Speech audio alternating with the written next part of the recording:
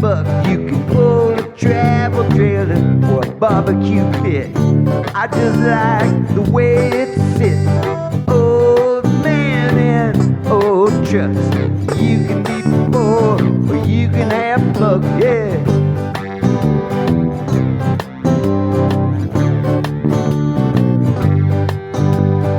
1941 was a hell of a year. Had a Chevy half-ton with a granite gear. Wasn't much to look at, but she sure could run. Had positive traction, could get her done, yeah.